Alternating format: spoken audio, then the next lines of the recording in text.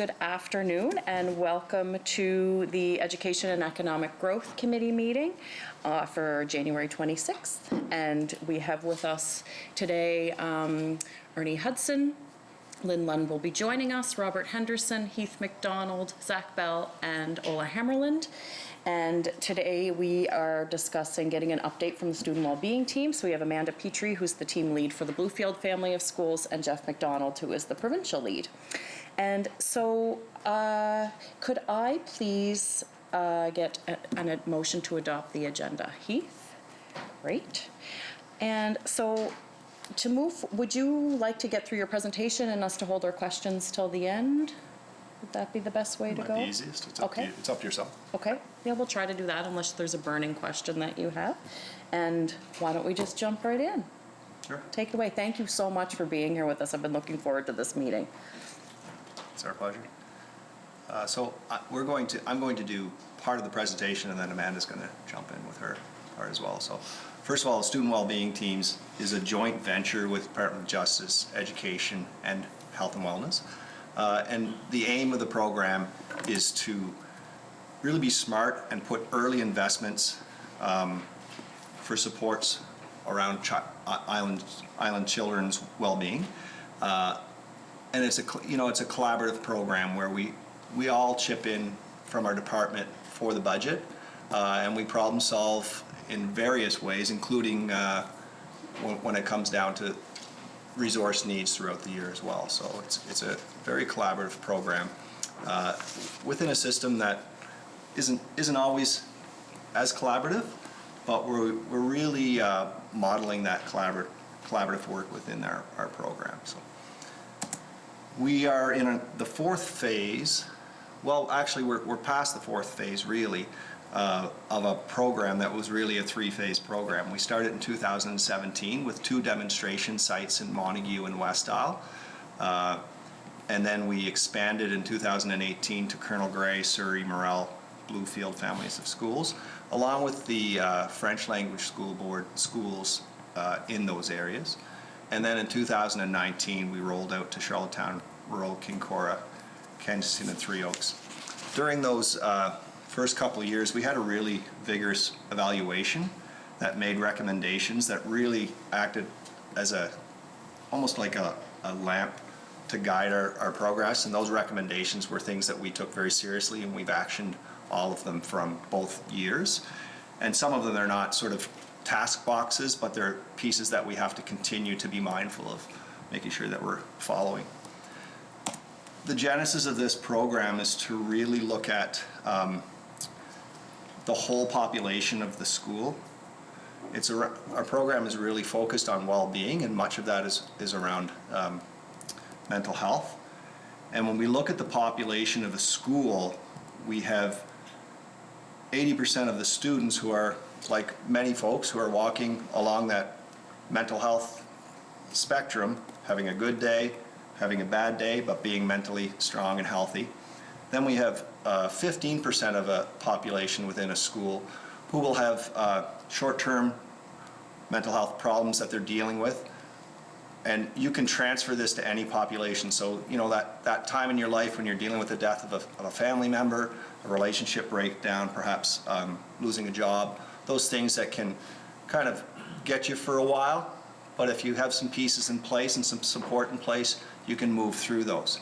And then within a population, whether it be in a school or otherwise, there's the 5% of that population who have chronic mental health diagnoses and illness that they will deal with for much of their life. And so when we look at our school, we want to make sure that we can approach building resilience and strength in all of those people in that population. So that means not just reacting to those in crisis at the top, but investing in classrooms, in groups, so that the total population can build skills and resilience and grit, so that when they deal with life struggles, they know how to get through them. I'm going to pass it over to Amanda, who's going to talk a little bit about how our program looks. Hi. I'm going to talk a little bit about what our teams look like, and they look different across the province based on school population. On every team there is at least one, if not two, registered nurses. And what they do is varied, and they take on some mental health cases. They do presentations and education sessions around health and well-being.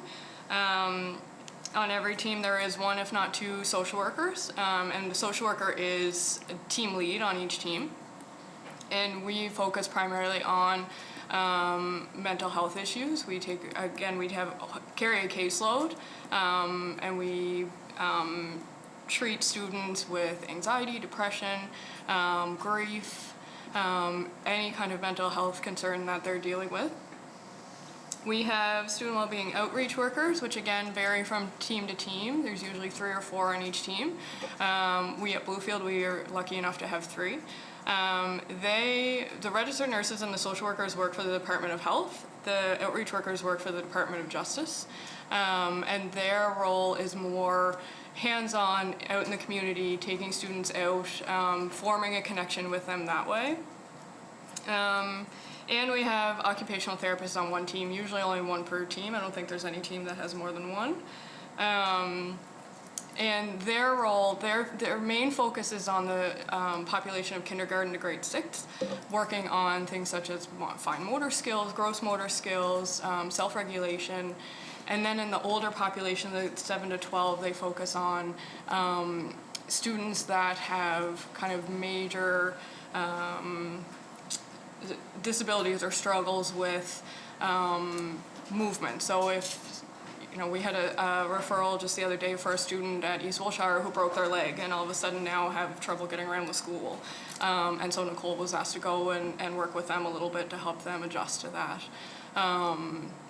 So that's kind of what our teams look like. Our mission is to empower strength, resilience, and well-being in island school-age children and their families. And for me, the most important part of that statement is "and their families." We know these students don't live alone. They live in a family unit, and we can work with that student and do all kinds of beautiful work and give them all kinds of great skills and help them manage. But if they're going back to the same kind of family situation, they're still going to struggle quite a bit.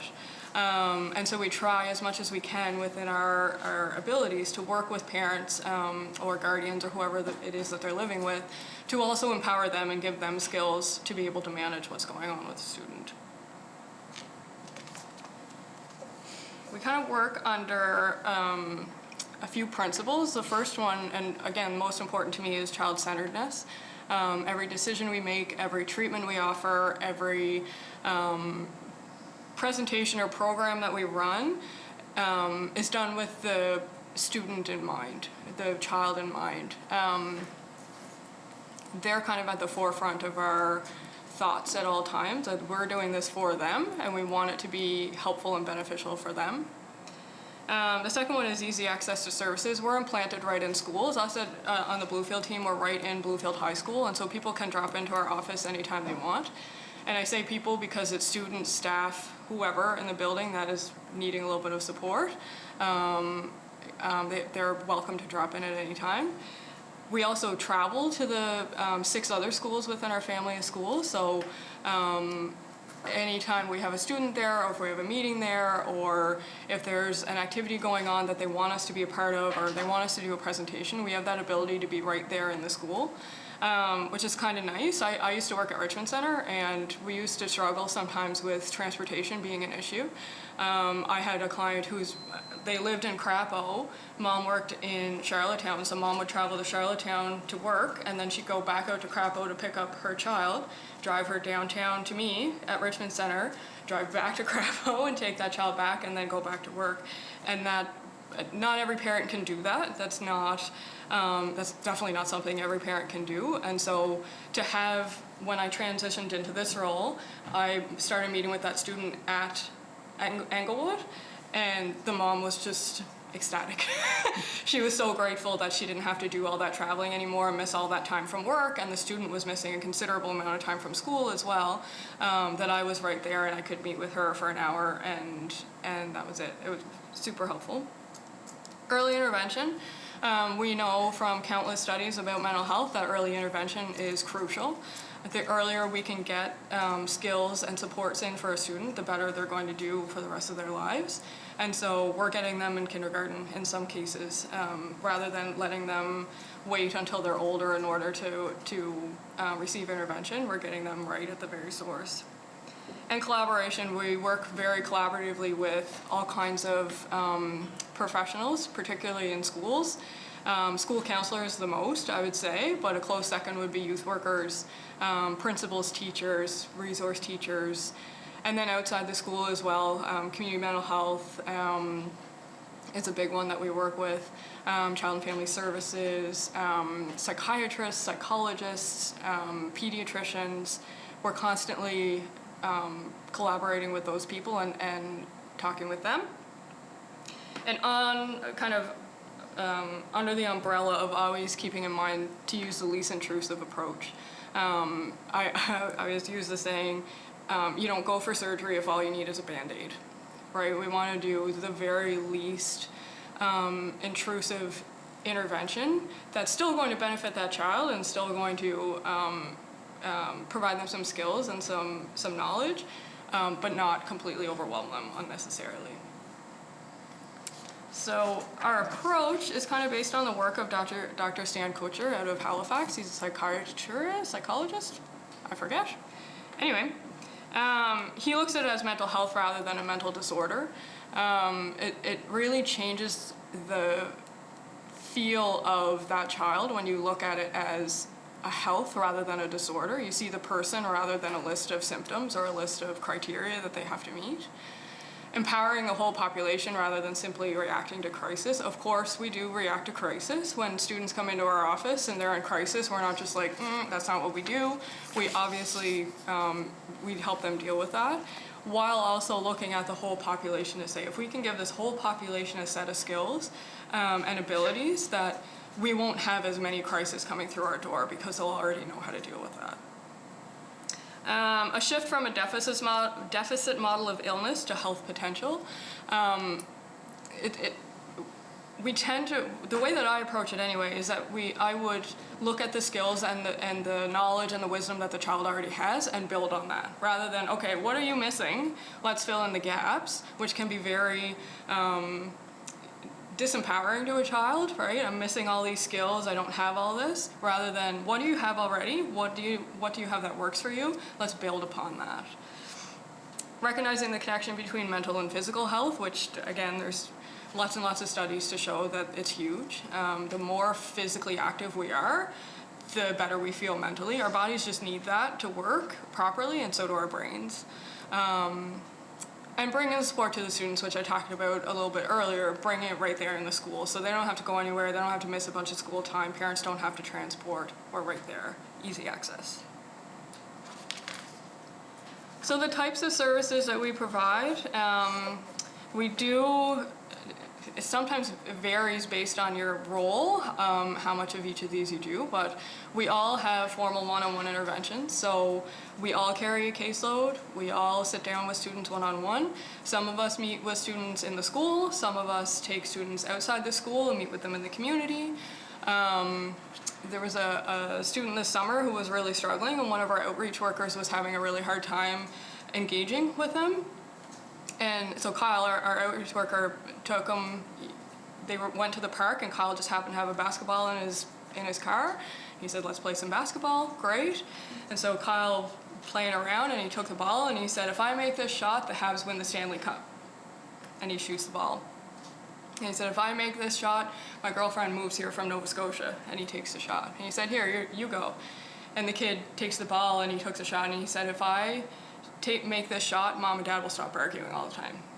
Takes the shot. Next one, I forget what the next one was even, but just that small interaction that Kyle wasn't even really expecting that much to come of it, but it did. It was a different setting. It wasn't sitting face to face with somebody, and it just took the pressure off that child to be able to open up a little bit more, and then Kyle was able to then support him. Group interventions as well. We have groups running all across the province right now in various capacities. Some with students, some with parents. Mostly what we're using when we talk about formal one-on-one interventions and group interventions, we use CBT and DBT approaches. So those two are kind of the gold standard leading treatment approaches for anxiety and depression. CBT stands for cognitive behavioral therapy. I could go into a really long discussion on what that is, but I'll keep it brief. It's based on the fact that our thoughts and our feelings and our behaviors are all connected. We talk about the CBT triangle all the time, how those three influence each other and are totally connected. And we can use that to, I call it manipulating our bodies to feel a different way, right? It's really hard when we have a certain emotion to just flip a switch and feel differently, right? I was super anxious walking in here. It's hard for me to just flip a switch and go, I'm not anxious anymore. It's almost impossible. And so because of this triangle, we can use our thoughts and our behaviors to influence our emotions. They're a lot easier to change. It's a lot easier to change your thinking or how you're behaving, and that will inevitably change how you're feeling. Right? If I was walking in here thinking, oh my God, they're all going to be judging me, I'm going to screw this up, they're going to think I'm an idiot, this is going to be terrible, I would feel a lot more anxious, and I probably would end up messing up in some way. Versus if I walked in here thinking, I got this, I know my stuff, they're not here to criticize me, they're just here to learn, I'm going to feel a lot more comfortable walking in here, and I'm probably going to perform better. Right? I can also change my behavior in that I can be doing some deep breathing exercises, which I was. I can be doing some muscle relaxation exercises, or some visualization, or all these skills that we probably use on a day-to-day basis, but these kids don't know them yet. And so we're teaching them different approaches to help them manage their lives. So that's CBT in a nutshell. DBT is a little bit different. It's based in CBT. It was originally developed for people with borderline personality disorder, which used to be one of the most difficult disorders to treat. Now is one of the most treatable disorders because of DBT. But it's now also used for anxiety, depression, and for us, we mainly use it for students that have chronic suicidal thoughts or self-harm behaviors. And what there's a whole lot with DBT, but I'll break it down in the most simplest way. It's kind of broken down into 4 different skill sets or groups of skills that we teach. The first is emotion regulation. So when you have those big emotions, how do you regulate them? What do you do to bring those emotions down?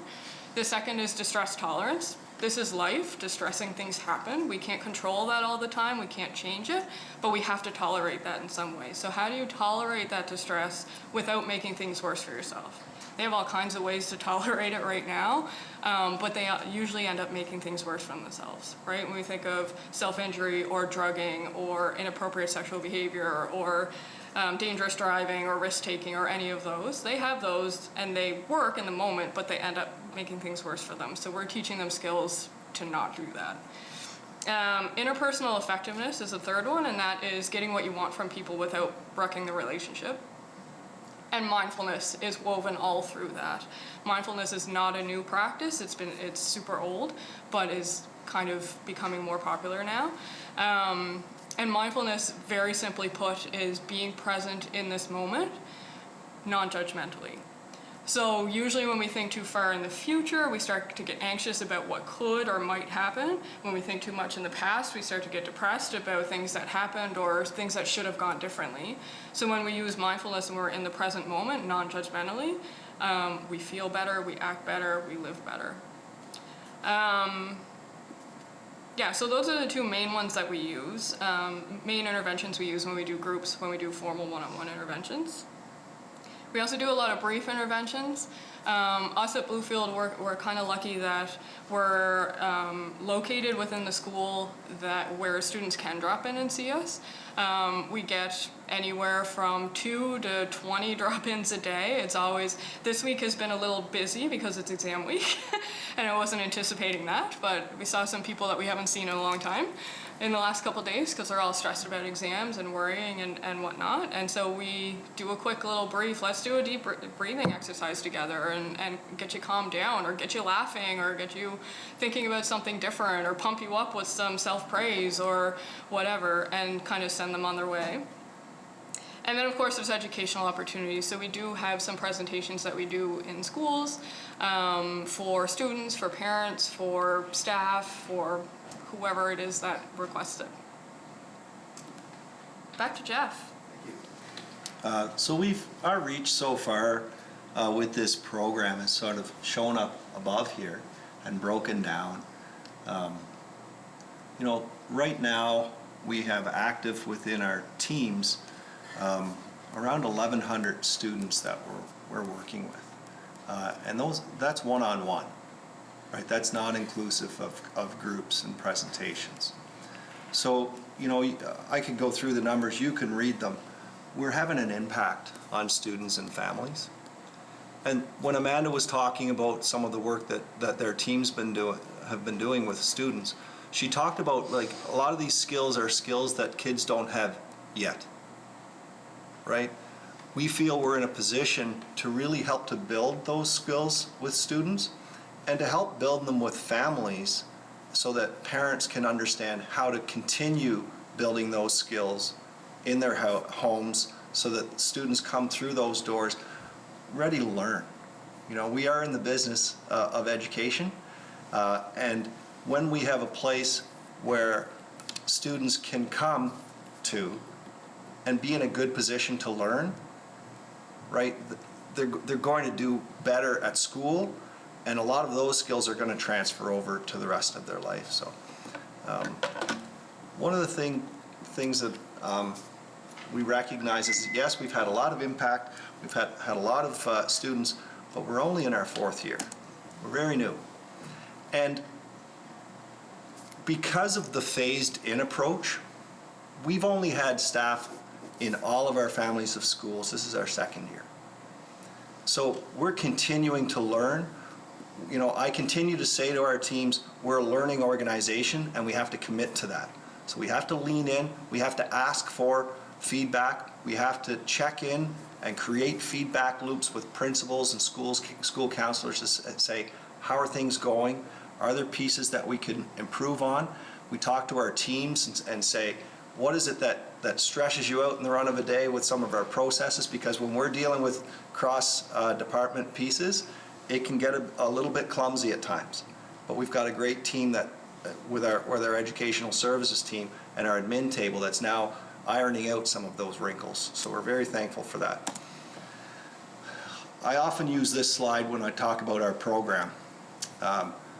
Throughout our lives, the environment's going to change, but we have to find ways of thriving within that environment, even when that environment isn't real rife with a lot of fertilizer, if you will. And so that's what we're trying to do. We're trying to help build kids in our schools that can be islanders who can deal with life, who can fight through struggles that we're all going to face, and just really get the best. You know, our vision is supporting island children to be the best that they can be, and you know, that's what we're accomplishing as we wade through this new program. So, thank you. Thank you very much for that. Any questions? Ernie? Thank you, Chair, and thank both Geoff and Amanda for your presentation. Amanda, you should not have been anxious. You did a fantastic job, as Geoff did as well, but just wanted to make mention of that. Amanda, you had mentioned with regard to the guidance counselors and the relationship, or the working relationship between the guidance counselors and the well-being teams. Wondering if you could expand on that a little bit more. Like, do the guidance counselors, for example, meet with the team lead on a daily or weekly basis, or just how is that coordinated? Yeah, sure. It really depends on the school. With Bluefield, again, our close proximity makes it super easy because our office is literally attached to the guidance office. And so we connect with them quite regularly. And I've scheduled monthly meetings with them to really go through our list of people and make sure that There's always going to be some overlap in what we do because they do something a little bit different than what we do. But to make sure that we're both on the same page with a student, with a particular student, and moving in the same direction. Each one of our team members, with the exception of the occupational therapist, is assigned to a school and is kind of responsible for going to that school's student services team meeting. Again, in every school that looks a little bit different. Some meet every 2 weeks, some meet once in a 6-day cycle, some meet once a week. But somebody is there in the school in that meeting with their laptop. If there's any questions, that they're able to answer them. Every school counselor has my email, my phone number. They can call me, they can text me, they can get me any way if they had a question or a concern about a student. They're all able to make referrals. Our referral system just went online in November-ish, something like that. So anyone can go online and make a referral, and that's where the bulk of our referrals come from, is school counselors. So we have a pretty good relationship with them right now. I mean, I can only speak for my family of schools, but yeah, we do. Ernie? Thank you, Chair. Just as a follow-up on that as well, so obviously between the school counselors and the student well-being teams, that there's a great connection there. I would think too, though, that the teacher in each individual classroom, they're the ones that, day in, day out, hour in and hour out, to a fair extent, see these children, whether they're at, regardless of what grade level they're at, and probably would be one of the first who would recognize that there is something going on here with this child. So would they provide that feedback up to the guidance counselor directly to the team lead, or would there be a variation there? Just wondering if it's standardized. In most cases, the teacher's first stop would be the school counselor. Again, where we're located in Bluefield, a lot of times what happens is the teacher might go to the school counselor first, and if both of them are busy or out of the building or doing something else, then they come to us and they say, Tammy, Jo, and Jennifer aren't here right now, can I ask you a question? Sometimes if they know that a student is connected to us, they'll just come right to us and they'll say, hey, had this chat with this student, what do you think? We're kind of open to that. We're open to anybody walking through our doors or calling us or emailing us and asking us those questions. In most cases in the other schools where we're not located right there all the time, we're in and out. They don't always know when we're going to be there or how long we're going to be there or where we're even located in the school at the time. So their first point of contact would be the guidance counselor, but at Bluefield it might be a little bit different depending on the situation. Just one piece around that to remember is that our OTs have a little bit of a different referral process. So OTs really focus on that classroom teacher being the person who sort of vets the referral to make sure, because sometimes referrals will come in and an OT will look at this and sometimes it'll have to do with pencil grip or using scissors and those type of physical pieces that can set students behind. So OTs will say, okay, is this something we can work with the teacher on to kind of show them some strategies? And so they'll do classroom observations and work with that teacher one-on-one to really support that student, and it's a kind of a parallel piece that and approach to doing referrals. We do the referrals for the majority of our team online, but OTs actually we have a different referral process for them, and largely it's vetted through that teacher contact and really working closely with those classroom teachers on it. So yeah. Ernie? More for now, anyway. In one of the first slides that you hit up there, Geoff, the bottom part of the pyramid, the bottom 80%, in it stated staff and settings. I'm just wondering, it's referred to as student well-being teams, but how that term, their staff and settings, sort of fit into that 80%. That's a good question, because when we talk about how we work with schools, one of the things that we often look for when we're asking for data is, how many kids have you worked with? How many families have you worked with? but I always make sure that we include how many staff have been in the presentations and those pieces. Because when we're investing in a teacher, some knowledge and pieces such as the OT work and other pieces, we're investing in someone who's going to be there possibly for 30 or more years that can impart that knowledge and those skills in, a legion of students that they're going to serve in the career. So it's a really key leverage point for us, and it's a really key piece to monitor too, to make sure that we're finding ways of getting in front of teachers so that we can it's really investment into students using that leverage point of the teacher. Yeah. Does anyone mind if I jump in to ask a quick clarification question? When you said that the OTs go through a different referral process, I'm wondering, is that, as a teacher, if you notice that, you fill out the OT referral form. So is that kind of the one-stop shop for OT referrals? Because I'm wondering if there's a difference between the OTs that are currently in the schools through that route. Is it a different?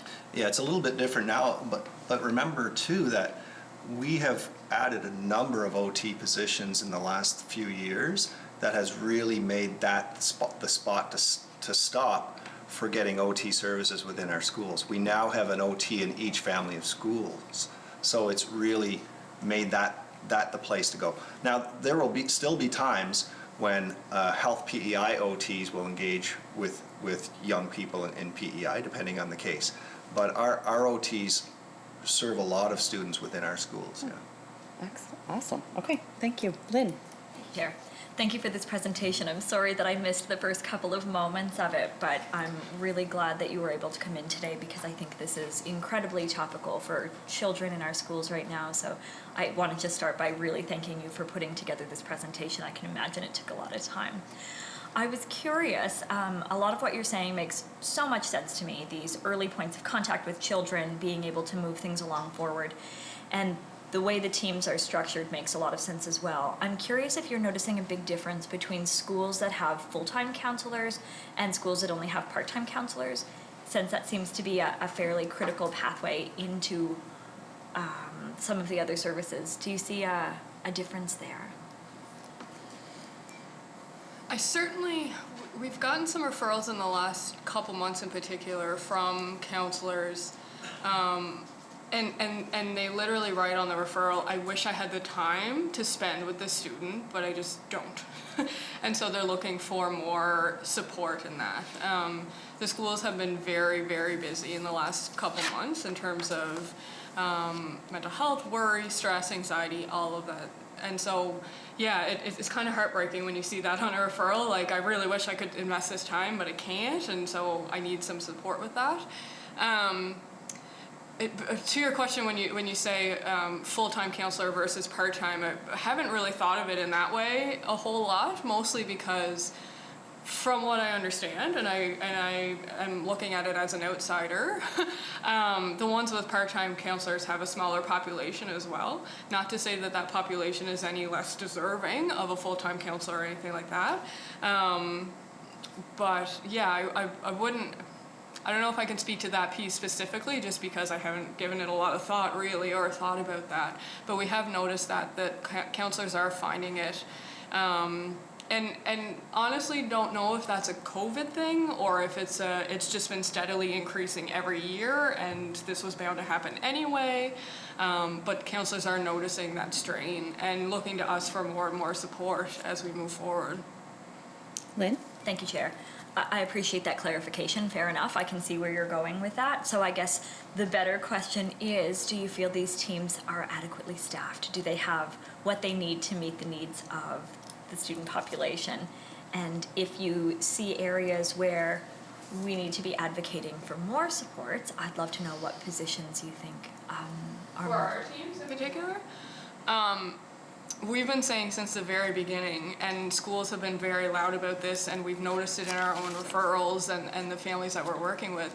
We need somebody who's dedicated to supporting parents. That's a huge, huge piece of our work that we can't always get to as much as we would like. Particularly parents who have children who have anxiety. and parents don't know how to support that, right? In maybe earlier years, what would have happened is parents are just like, deal with it, off you go, you know? And then it kind of swung the other way where we were like, oh my goodness, you can never feel anxiety ever again. That's awful. I don't want you to do that. And now we're trying to bring that back to the center of, we need you to feel some anxiety. We don't want you to be totally overwhelmed and stressed, but we need you to feel some anxiety in order for you to move through that. You have to be able to experience that. Otherwise, you won't be able to function in society. So to be able to support parents to know when is appropriate to push and when it's appropriate to coddle a little bit. I find parents really struggle with that. Parents really struggle with setting boundaries and limits, in particular when it comes to screen time, time on phones, sleep, hygiene, those sorts of things. Parents are really struggling with setting those boundaries. Not all parents, of course, but we're finding that more and more that we can do all this great work with the child and say, you need a set bedtime routine, you need a set bedtime and a time to wake up. And they're like, yeah, sure, okay. And then they turn around and they don't do it because why would they? But if we were able to engage those parents a little bit more and support them and empower them a little bit to be able to enforce those boundaries would be super helpful. We can do some of that work. We don't always have time to do it. And I see it as, my role is I'm that child's person. I am that child's ally. I am their go-to. And when all of a sudden I'm telling the parent, you need to start enforcing bedtimes and you need to start taking their phone away from them, I'm the bad guy all of a sudden. And that's not what they need. They need those boundaries and they need that structure, but they also need that person. And if it was a separate person that was there just for parenting, would be huge. That's where I see our biggest need, and we've all seen it since day one, since we started, is some parenting support. Anyone who's a parent will recognize that. We could all use some support. Some of us are very lucky to be able to turn across the table and talk to our spouse about how to deal with it, but not everybody is. And I think that's a reality as well in some homes, that their environments can greatly determine how much effort and how much ability they have to really to be a positive support for their child. But it's just such a key leverage point, and we are doing some new pieces to really support that. We're working with positive parenting from 2 homes.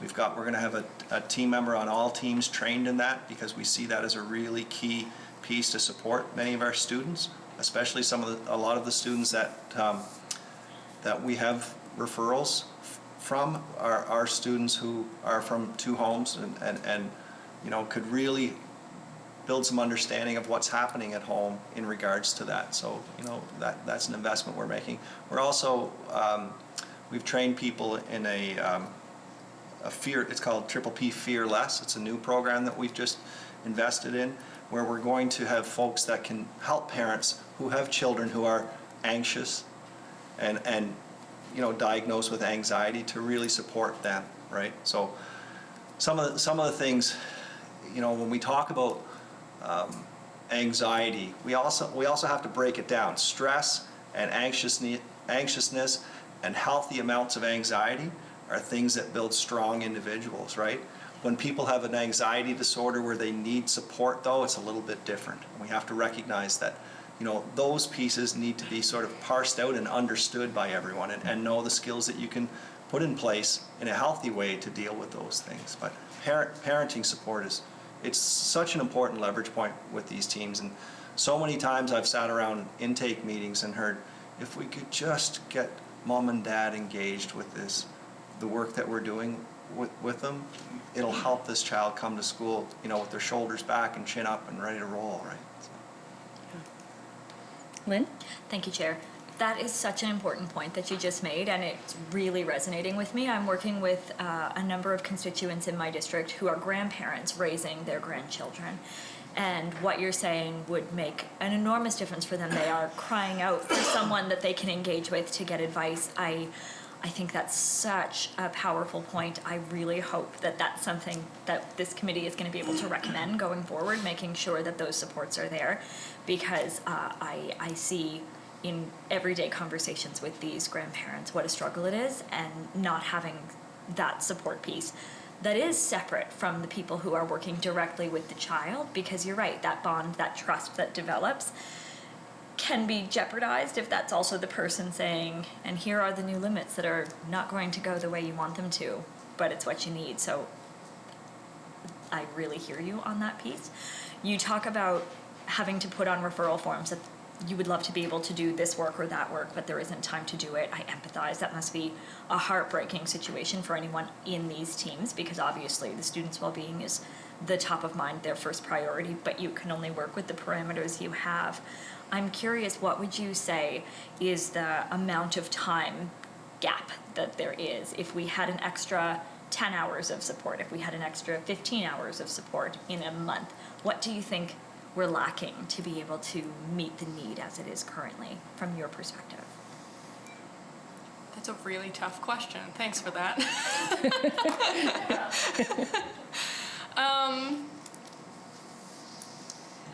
I honestly don't, I'm honestly not sure how to answer that, because again, it would be different in every school.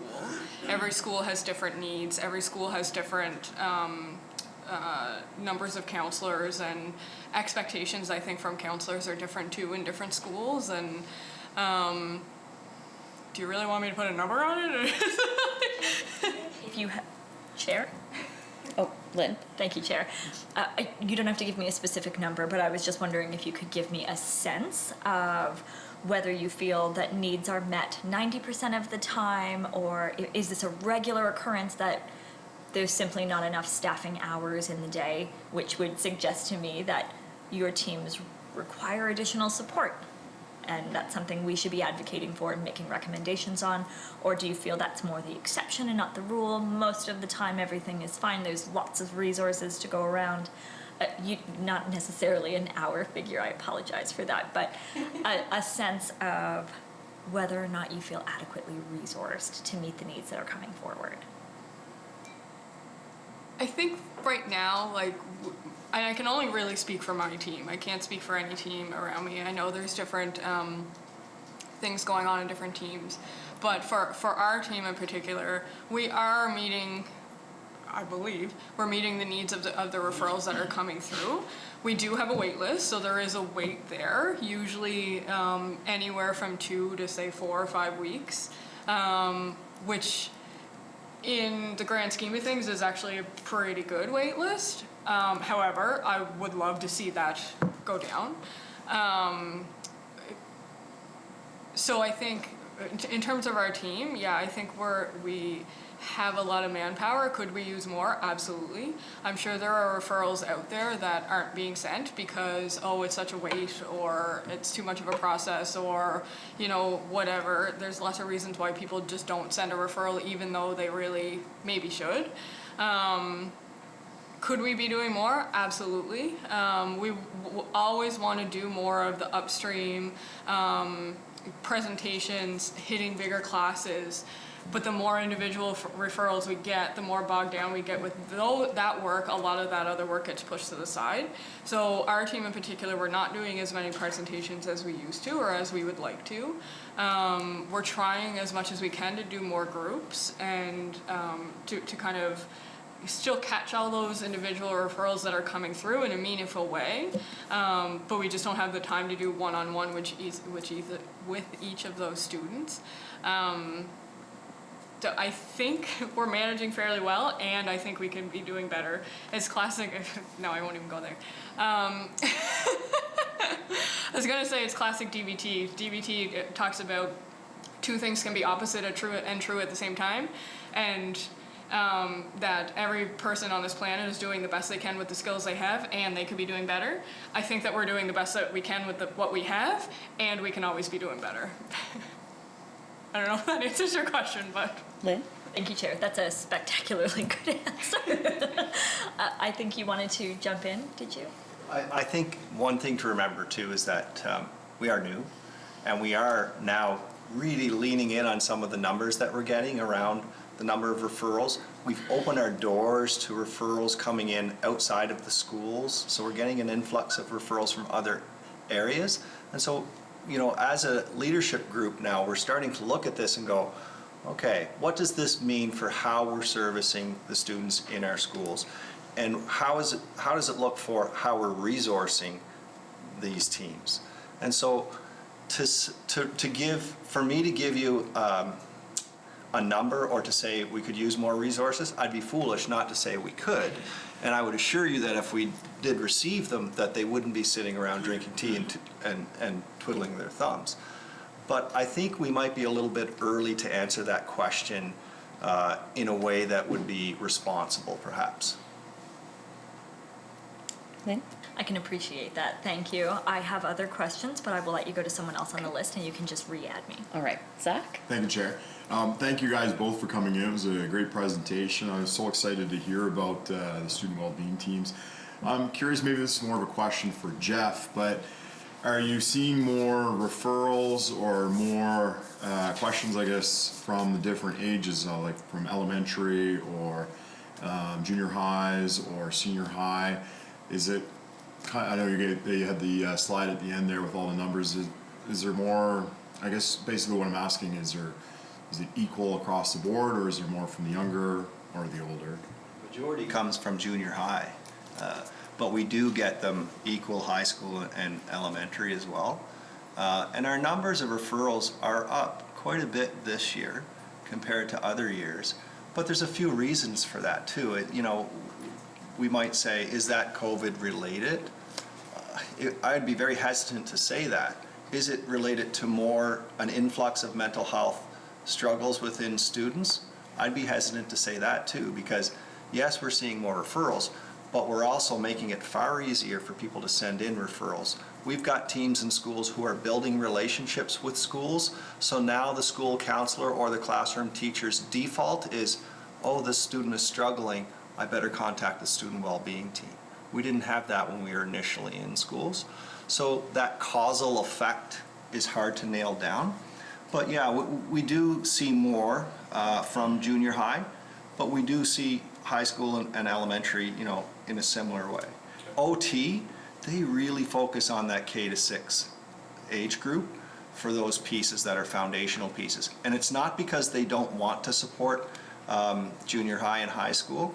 It's just that that's where they focus their early intervention focus.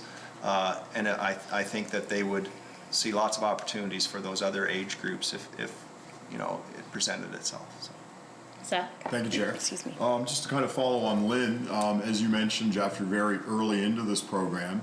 Kind of how do you see it progressing, or you know, what are the things that you would like to see in the next even 3 or 4 years?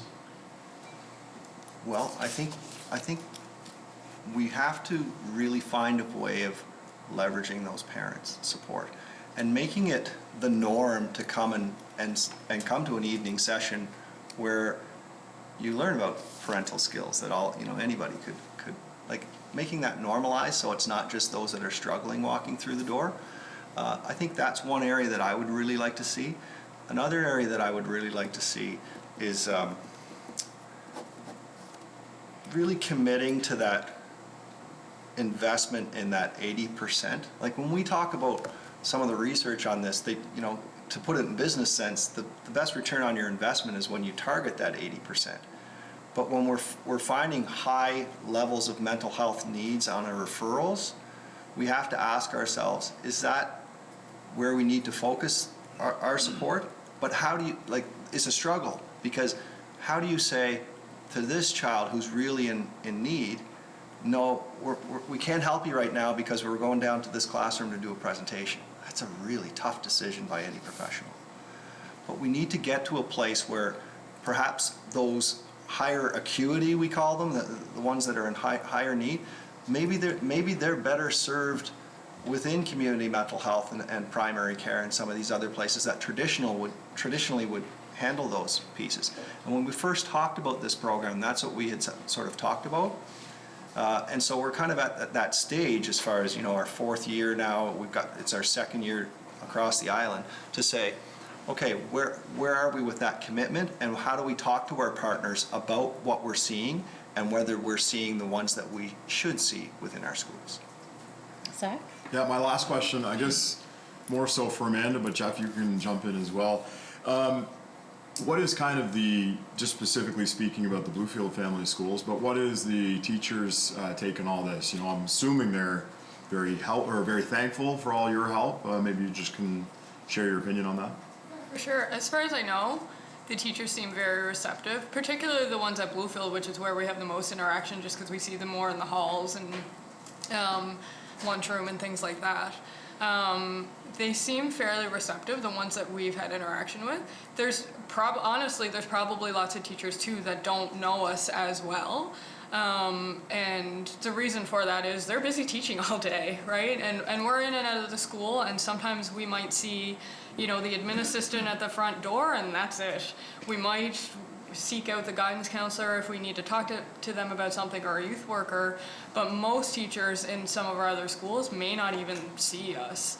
Unless they've requested us for a presentation or we have a specific reason to be in that classroom. A lot of them would know Nicole, our occupational therapist. She spends a lot of time in classrooms observing children and how they interact with their peers as part of her work. So I would say a lot of them would know her, and she's got this fiery red hair that you can't miss. So when you see her, you remember her. But as for the rest of us, I honestly think a lot of teachers would say, we never see them.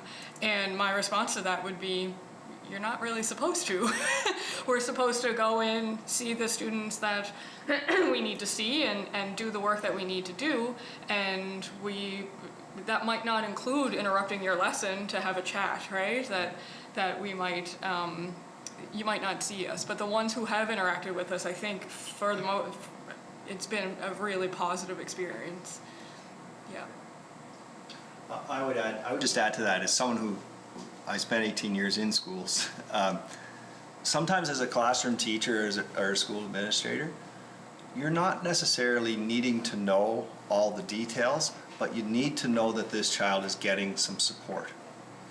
And I think that's where there's some opportunities as we move forward to build thicker connections, if you will, with that classroom teacher, to kind of let them know, here's some things we're working on, or this is how, Bob is doing these days, and here's some things that you might be able to keep your eye on and support and reach out if you see any changes. That happens to a certain extent, but I think there's more opportunities for that to happen down the road, and that will really help broaden that understanding of our teams within the schools, especially within the teaching populations. Zach? Good. Thank you. Thanks. Keith? Thank you. Great presentation. Really enjoyed it. Enjoy your passion about this. I think we're all sitting over here saying, when a lot of groups come in and seeing you guys, how you talk about evolving the program, and it's being, 4 years old, and you continue to just look for new ways to help students. I think that's pretty, it's our future, so it's kind of nice to hear and nice to see. You're not getting bogged down in bureaucracy and stuff like that. On that, and I want to get back to maybe a little bit of Lynn, what she brought up about the structure, about is there a way that some of these impediments, or what you see as impediments, or your theories that if you change your structure a little bit, because I think you said at the beginning, some of the staff come, like you have a registered nurse, like they're all kind of coming from different departments. Would it be more appropriate to have you guys all under one umbrella? I mean, you're under one umbrella, but under one department kind of working together? Or is it more beneficial just the way it is? As a frontline staff, I think it would, I don't know if Geoff would agree, but I think it would be easier if we were all under the same. And the reason for that being is right now on our team, there's 7 of us, and we have 4 different supervisors between the 7 of us, right? Our OT is supervised by an OT. Us health staff are supervised by a health supervisor. Justice is supervised by a justice supervisor, and then we have Geoff as our program lead, which has its benefits for sure, and has its challenges. I myself, honestly, I think as a frontline worker, I think it would be easier to have one person that makes the decision, and that's the decision, and it's made.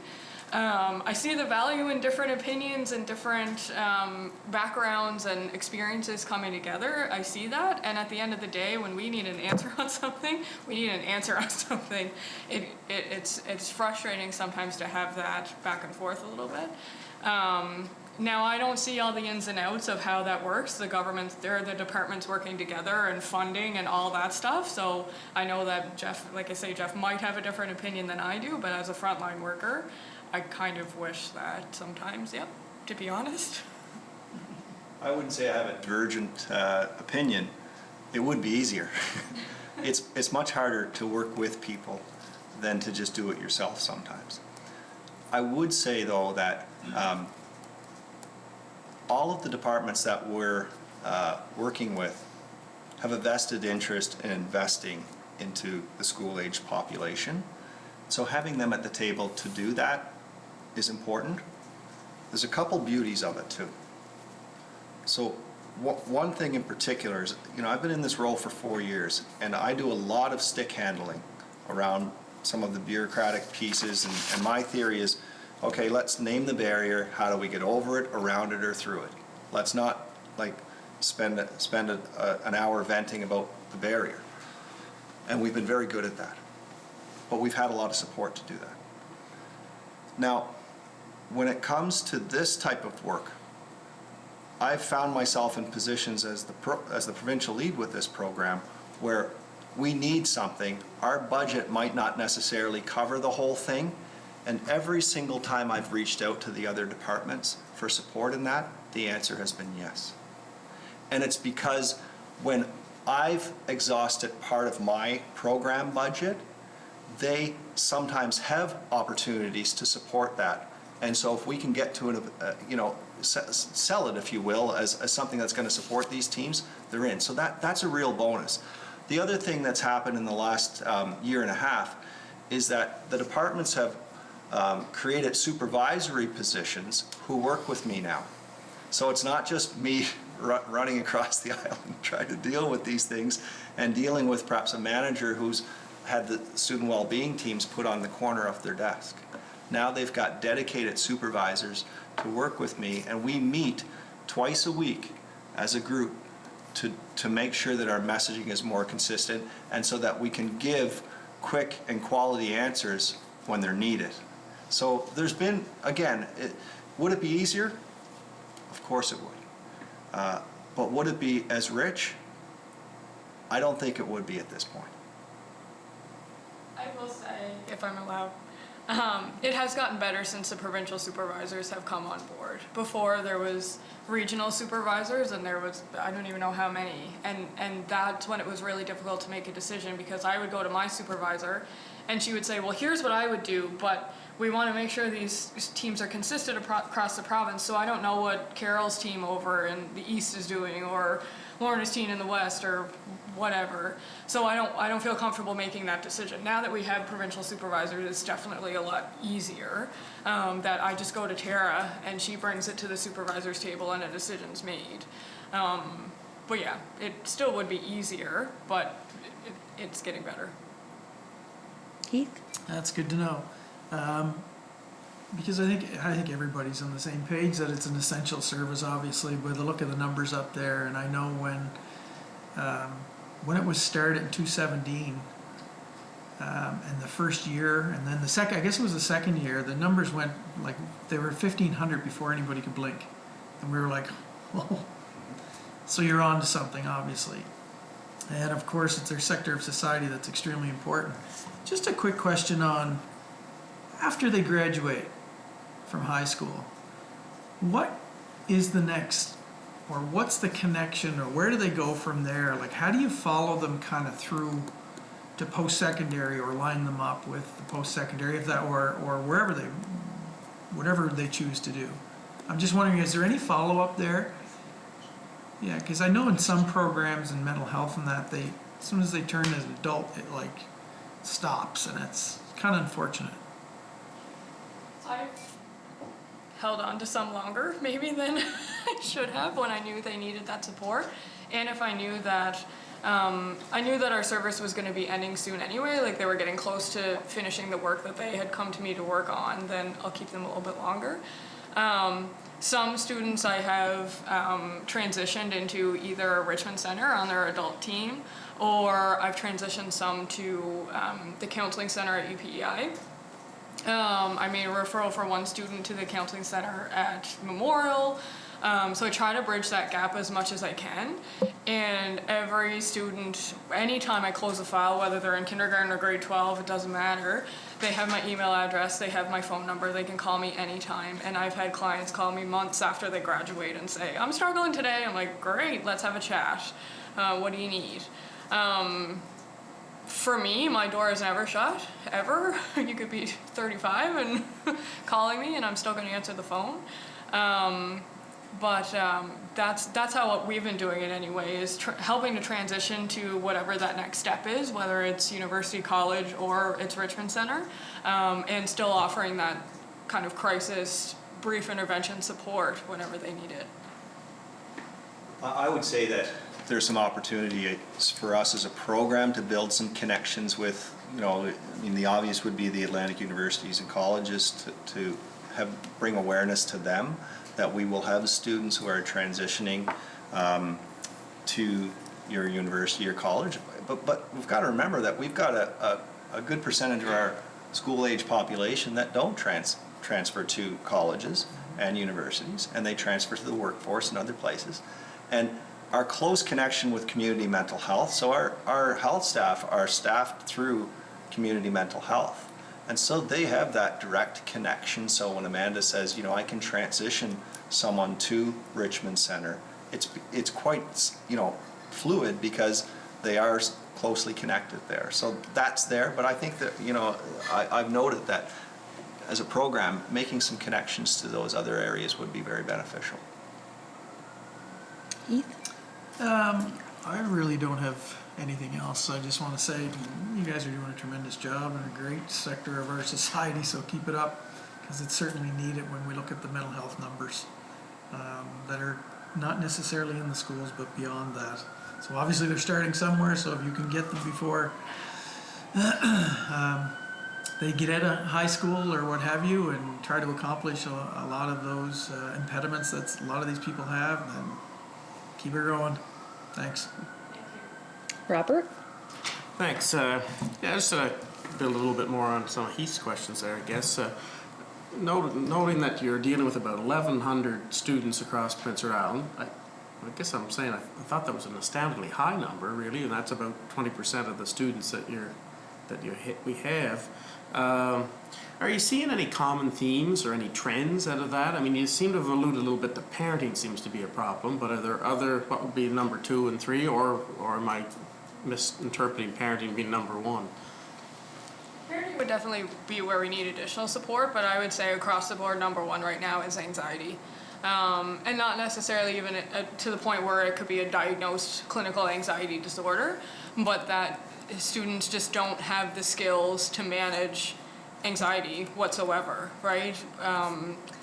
They're avoiding school, they're avoiding friends, they're avoiding any kind of situation that would make them feel a little bit anxious, and parents are kind of allowing that. So I guess they kind of go hand in hand a lot of times, as if we had more parenting support to be able to help them manage and model for them some skills and teach them some skills, that both of those things would improve. We'd have parents that are better able to teach skills, and we would have students that are less anxious. But right now, our number 1 reason for referral, and on our team anyway, and I assume it's the same across the province, is some form of anxiety. We had more students this year unable to go to school because of anxiety than we have in the last couple of years. And I was talking with Jennifer Gillen, who's a school counselor at Bluefield, and she said they're seeing the same thing. They're getting way more requests for home learning, or online learning in the last few months than they've ever gotten. And she's been a school counselor a long time. She knows more than I do. So I would say anxiety is our number 1 issue right now, and parenting would be a very close second. Robert? So what then? What's the general themes of anxiety, though? Is it a case of, we're all sort of born at birth with the same bodies and brains and things like that? Is it a case where parents don't instill confidence in kids at a younger age, or their children at a younger age, or is it a case that people just don't seem to figure out how to cope at an early age? I mean, I look at our system as that, we have early year centers now, we have daycares, we have all these different things that are out there. We have well-being teams, and it seems only get worse. I just sort of struggle with figuring out what are the root causes, and how do we kind of deal with these things upstream so it doesn't become an issue. I look at my own granddaughter in the respect that she goes to an early year center. She seems to be like brimming with confidence. Too much maybe, but I'm just kind of curious to why that seems to be the number one issue, anxiety. Is it just we're not instilling confidence in our children, or is it a case something else is a factor in this? What's your sense? I think the jury, if we were to look at the actual data and research, I think the jury's still out on nature versus nurture. Is it in our genes? Is it something that we're born with and this was going to happen anyway? Or is it the way we grew up in the environment that we currently live in? My personal opinion, just based on what I see with parents, is parents really struggle with their children feeling any distress whatsoever. Right? They need to be happy all the time. They can't feel sadness, they can't feel pain, they can't feel shame, they can't feel anxiety or fear or anything like that. And so as soon as a child feels that fear, they swoop in and they fix it. Right? And so the child doesn't learn those coping strategies and doesn't learn that it's okay to feel anxious. It's okay that I walked in here feeling anxious. That's totally fine. I can handle that and I can deal with that. But those kids learn whether, and their parents aren't actively saying it's not okay for you to feel anxious, but that's what they're teaching them by doing that. So they swoop in and they save, and what they end up doing is they rob them of that chance to learn those skills and those abilities. And then over time, that child comes to us in grade 7 or grade 10 or whatever grade it is, and they're like, I can't do this. I can't walk in that classroom. I can't. We had a case where a child showed up late to class and the door was closed. And so he called his mom and he said, the door's closed, what do I do? And she said, oh, come on back to the parking lot, I'll take you home. Right? So and I mean, that's an extreme case. We don't have that happening all day, every day. But those are the kinds of things that we see a lot of, these parents that just swoop in and save. And God love them. They're doing it to protect their child. They're doing it because they care about them and they don't want to see them hurting. And fair enough. I have kids of my own and I don't want to see them hurting either. But I know that I need to let them hurt sometimes. And I know that I need to let them feel that so that they can feel that without me having to save them all the time. And a lot of parents don't understand that or don't get that. And so that's where that parenting piece would come in too, to say, it's okay that your child struggles. It's all right. They need to learn that. So, yeah, that's... When we talk about what we're seeing provincially, it's anxiousness, coping skills, social skills, behaviors, and self-regulation, especially if you're OTs, but like how you regulate yourself when you're in a room like this or in a classroom or in a social setting. When we look at like some of the research on this, I mean, the social isolation that's happening because of screen time with students is really affecting that social interaction that we may have grown up with, those of us who didn't play a lot of video games and that type of thing. And sometimes we think that did happen. But that's not the reality of the world in which my children are growing up in. So we have to find ways of making sure that we balance that screen time with social interactions that build strength and the ability to knock on a door that's closed to say, hey man, I'm sorry I'm late, this is what happened, and understand that that's part of being a grown-up in a sense, or growing up as a child. We do a lot of groups on coping skills, and those are exactly what Amanda was talking about. When we look at the groups across the island that are being offered, so many of them are based on coping skills. And I would also look at a question like this in relation to mental health literacy. We're talking a lot about anxiety these days. It's a safe place to put pieces and a safe place to fall I would suggest at times too, for folks that don't necessarily need to fall there. So when I have a situation as a grade 11 student where I have to deal with something at school that I don't want to, and I can say I'm having anxiety, and someone will react in a way that takes me out of that situation, we're not doing them any favors by doing that. Sometimes you got to grit your teeth and get through it, and sometimes we need to kind of allow that to happen. We often talk about our team's approach being the least intrusive. We got to allow kids to fall down and get back up, and when they fall down hard, they know, and the people around them know where to turn to get that support. You know, that's really what we try to talk about with being the least intrusive, is make sure we're there, make sure they know where to turn, but don't put your arm around them if they don't need your arm around them, right? So I think that grit building and resilience needs to be part of the conversation, not just with our teams, but within our whole school community and island community, I would suggest as well. It's not easy as a parent to watch your child fall down and deal with something and just kind of fold your arms and go, man, this is going to be hard, but I'm going to let him cry it out and get through it, and you know, he's going to be okay, right? That's a really tough thing to do as a dad, and I've had to do it. But it's going to help him in the long run, right? So sometimes kids need an arm around them. Sometimes they do need a kick in the butt, you know, like metaphorically, of course. But it's a truth. It is a truth, and we need people to really honor that sometimes, I think. Robbie? I totally agree with you, and I think you're definitely onto something. I think the term I used to always hear was helicopter parents. They're just hovering around their kids all the time, and sometimes I guess through my parenting time, I felt, geez, maybe I'm not a very good parent, because I really wasn't that. My line used to be to my children, I guess, was a bit about the Rolling Stones song. Sometimes you can't always get what you want. And I used to sing that to them a little bit there. They'd, oh, Dad, why are you doing that?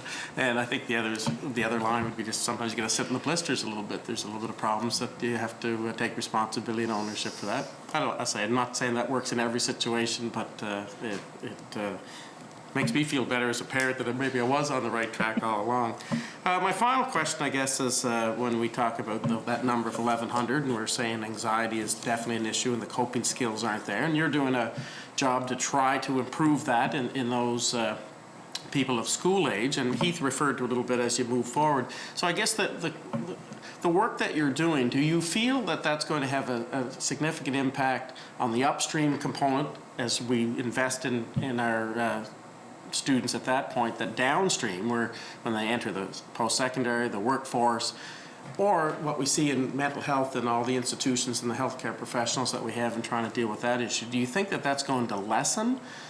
It's going to be like if we say, or we have to prepare that these 1,100 people that have anxiety issues right now are going to be the rest of their lives. It's never going to that much improve, or is half of them going to improve? Just give me sort of a sense, because I think from a government perspective, you're going to have to try to determine where are you going to have to target your monies, not only from dealing with a health issue, and that always takes away from your preventative investments, right? So I always like my time as a minister. I was always in that counterbalance of dealing with what's right in front of you, because obviously if people have mental health issues and you have to put the focus into our institutions, Hillsborough Hospital, things of that nature, then we never have the money to put into the investments from health and wellness, from a physical activity perspective, or just from putting in money into student well-being teams. So just kind of give me a sense of that. Do you feel you're doing work that's going to be, is this God's work here and that we're going to see it end at some point, or is it just you're going to take them to a stage where you pass them on to somebody else and those 1,100 are going to be, not problems, but we're going to have to find services to help them function in society until they aren't here anymore, I guess? That's certainly the goal. I've been a therapist for 11 years, and one of the things that I always say is I will never be without a job, I hope. I'm not jinxing anything, but the work that I do, I work as if I'm working myself out of a job, right? I'm trying to teach people skills so that they don't need me anymore, which sounds a little counterproductive, but that's always my goal. And with this team, that is the goal. They come to us so that maybe they don't get so their mental illness doesn't get to a point where they need Richmond Center, which would be a step up from us, or community mental health. And then maybe they don't need the Insight program, which is a step up from that, an intense day treatment program. That if we can catch them now and give them skills now, that hopefully they won't need that they won't need to go to Unit 9, 9A in the hospital, or that they won't need those more intense services, that if we can catch them here at the ground level, that they won't get to the point where they need those. Hopefully that will carry through their adulthood and they won't need adult services either. That of course remains to be seen. We're just in the infancy stages of our program, of course. But that is the goal that we're working towards. We're hoping that eventually it'll lead to some of those services being alleviated a little bit. When we talk to other jurisdictions that have programs like this, Nova Scotia and New Brunswick, Schools Plus is the program in Nova Scotia and ISD is the program in New Brunswick. Very similar collaborative approach to our student well-being teams. We did a lot of learning from them and we meet regularly with them. They have told us that they're in their 12th year this year and that eventually those wait lists will go down in those other areas because of the work that's happening. So it's a long game, right? So sometimes it's really hard to say, well, we're our second year tip to tip. Where are those numbers? The way I explain it to people sometimes is we've been digging out the corners lately. We've been taking people that might have been hiding in the corners and bringing people that they can speak to now, and so those numbers may be going up. But in the long run, we'll see some changes that will make some support. It's sometimes tough to not see that right away. But when we're investing in some of these pieces, like when you talk about that top 5% and 15% in people, those are treatable illnesses. Most of them, almost all of them are treatable illnesses that can be managed by individuals and with the support, especially of that 5%, with the chronically mentally ill, with the support of practitioners and doctors. They're high functioning people that deal with those types of things. So right now, our target is sort of the people that might move to those if they don't move to that 15 to 5% of that top pyramid. If we invest in that other 80% and that 15%, we can avoid them from jumping up, right? So they've built the skills. They understand that I've just dealt with the death of a loved one that just landed yesterday morning. Oh, right, there's sleep, diet, exercise, having social outings for myself are the things that are those foundational pieces that might help me get through those. Those aren't pieces that I learned when I was in school, right? Those are things that I learned by falling and stumbling through those life things that are inevitable, right? So I think that we will see a difference. That correlation to our services may not be as clear because of the comfort with using terms like anxiety within society these days. But I think we're going to help people in the long run because we're going to build skills within these folks that will serve them their life. They won't forget a lot of these skills that they're working on with Amanda and her team and the other teams across the island. They may not always turn to them, but they'll have the skills there. Good. Lynn. Thank you, Chair. I appreciate that. I do have a few more questions, if you don't mind.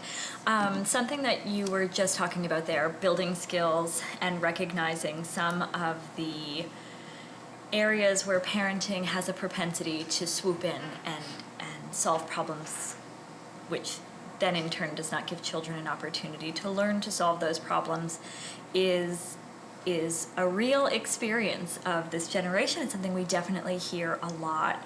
And I know some of the grandparents who are raising their grandchildren that I was talking about earlier have mentioned to me that they think it would be so valuable to have in community services where there would be parenting supports, programs they could participate in the community where they would receive the skills that they need to give these children the skills that they need. And I just wonder, when you were speaking earlier, Amanda, of the desire for a person who is dedicated to supporting parents, would you imagine community deliverance of programs as something that that person might do in a student well-being team?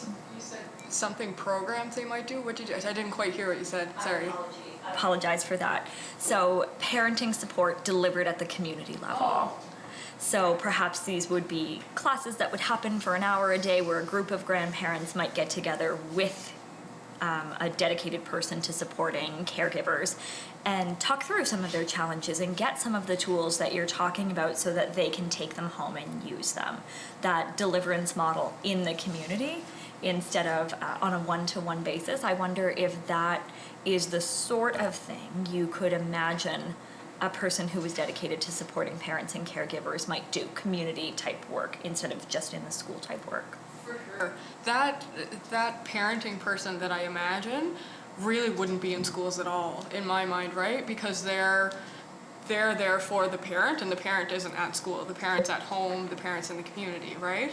So yeah, absolutely. I think there could be two pieces of that. One is being in the home in real time, coaching parents to set those boundaries, to enforce those consequences, all that stuff that is very hard to do as a parent. And if we don't have that support, like Geoff says, through a spouse or through our own parents or friends that are also parents, that it's really hard to maintain that stuff. So somebody that can support them in real time, and also to run some kind of, like you say, like a community support group or a community like learning opportunity for parents to come together and talk about this stuff. Because when we run an anxiety group, I could sit up there and talk all day about anxiety and what it is and how to manage it, and there's nothing more rich than sitting next to a peer and having that peer saying, I deal with this is how I manage it, this is the skill I use, this is how it worked, this is how I didn't. And for me to be able to say to that person, wow, that's awesome, can you tell me more about that and help me understand that? To hear it coming from someone who's been there and is a peer and understands is huge. So I see it as, yes, that one-on-one parenting support in real time, and bringing a group together to share those experiences and learn from each other, I think would be huge. Lynn? Thank you, Chair. That makes so much sense to me. I was not aware that was an ask of the student well-being teams, but I think that's very intuitive and incredibly wise moving forward. I appreciate the clarity on that. Thank you. I think my next two questions are probably mostly directed to Geoff as the provincial lead. I understand that in the Bluefield schools, you are indeed in the schools, but I'm curious, for the rest of the province, do you find space for the well-being teams is an issue? We do at times. Many of our schools are populated and their utilization rates are high. So finding space for the teams to meet one-on-one can be a challenge. What I've always taken on as my role is, if I'm aware of that, I can go and sit down with the principal and say, look, is there something we could do? Can we problem solve this? And we've been able to do that. So we have to be aware of the space pieces and then support. It doesn't have to be the teams that go and do that negotiation, right? Like my role is with the Department of Education, so it's quite simple for me to go in and chat with a school principal and say, what could we do? And sometimes it's maybe not a dedicated space for the team to work out of every single day, but to book when they're going to that school to see a student or a number of students in the area. Some of our schools have recognized the comfort with our teams and then said, holy moly, we need to move some people around here so we can create that space. And schools like West Isle have made that happen. Charlottetown Rural just last week, Colonel Gray's got a space right by their counseling office. So, and these are not the host sites of the schools, but the schools who are serving. So sometimes you need to make it happen if you want to create a space where you can have those conversations with students.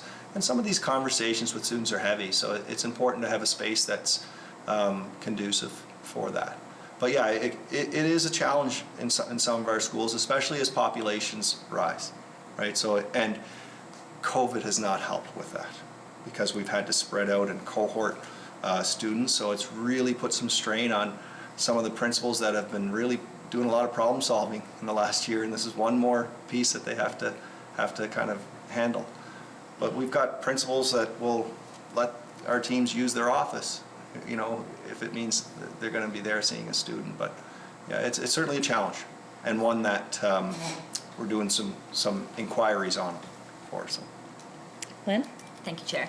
I can imagine that it would be. A lot of schools are already at their max, and I could imagine that would be complicated, but I'm glad to hear that for the most part, you're able to find workarounds with the school, even on a case-by-case or part-time basis in order to accommodate the needs. So that's encouraging to hear.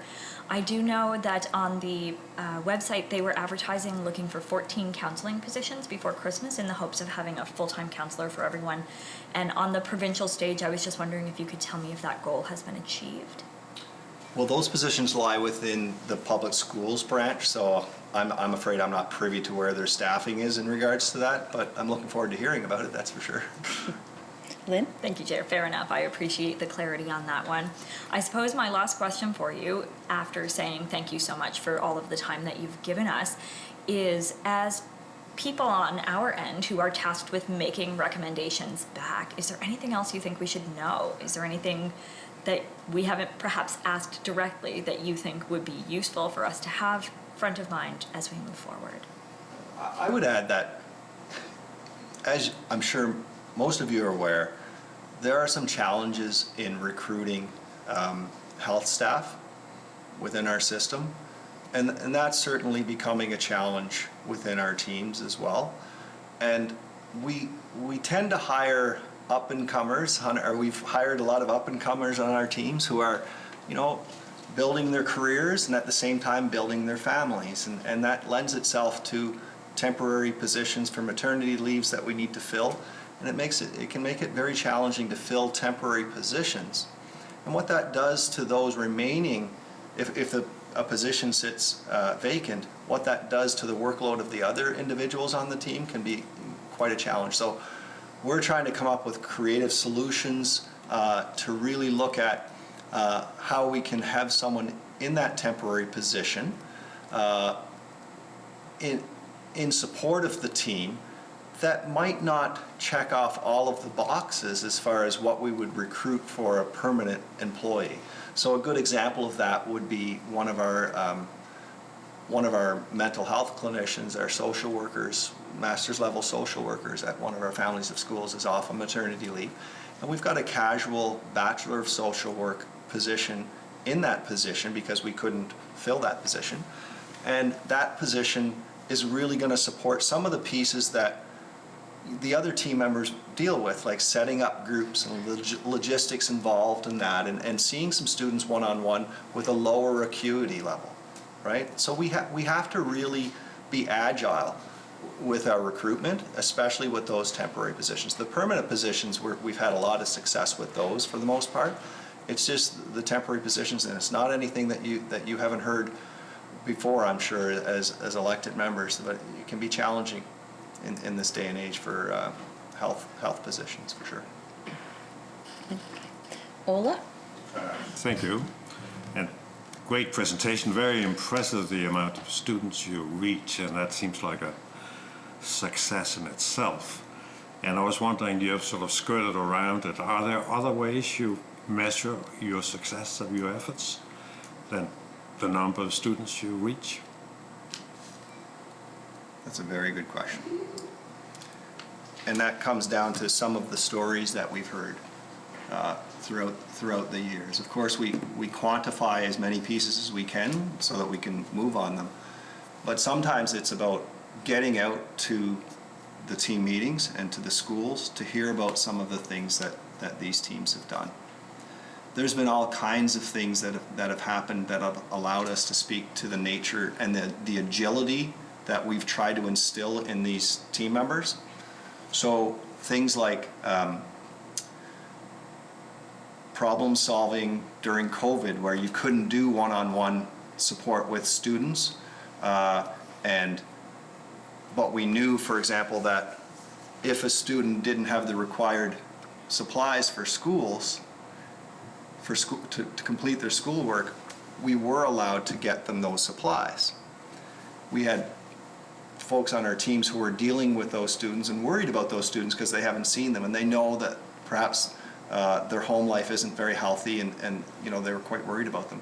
So they would find out from the student, oh, you don't have scissors, or you don't have this, so they would deliver it kind of on the doorstep, through social distancing, so at least there was that little connection, right?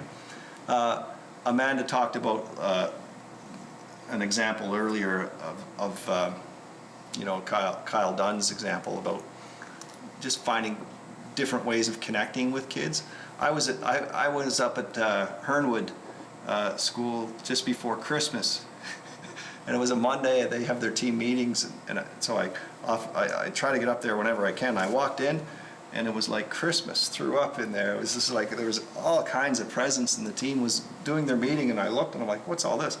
So they had identified the families in that area that could use a little bolster during the Christmas season, and had organized with the schools and community to have some supplies and to have some opportunities with gift cards for families to go out and purchase gifts for their kids.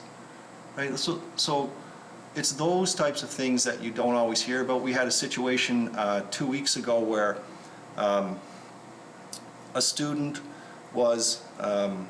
had to go to the Queen Elizabeth Hospital on a Friday afternoon because of a mental health crisis. One of our nurses went there with her, sat with her, and then after she met with the doctor and went through all the pieces, was there with the family, and then worked with the family to kind of like make a plan for the weekend in case things struggle. You can't capture those types of things in numbers, right? But those are the things that allow these people to walk out of their homes in the morning as staff members and say, you know, I have a really strong opportunity to affect some change in a lot of families and a lot of students in this island community. And so I put a lot of emphasis on getting there as often. Like I make sure that I travel at least one day a week to see as many families of schools as I can, to hear some of these stories, so that I get a sense of what's happening. And of course, the same is true for talking to staff at school to see how things are going, talk to staff about how things are going. Getting that face time is really important. But yeah, there's a lot of work that's happening that sort of, I would equate it to that hidden curriculum that we talk about in schools, the things that you learn in schools that aren't necessarily specific outcomes. You know, we may have hired these folks to do a lot of like this thing on their job description, but a lot of times they're doing many other things that are supporting these students and giving them somewhere to turn, you know, and supporting families and the communities, right? So does that answer your question? Ola? It does somewhat. Thank you.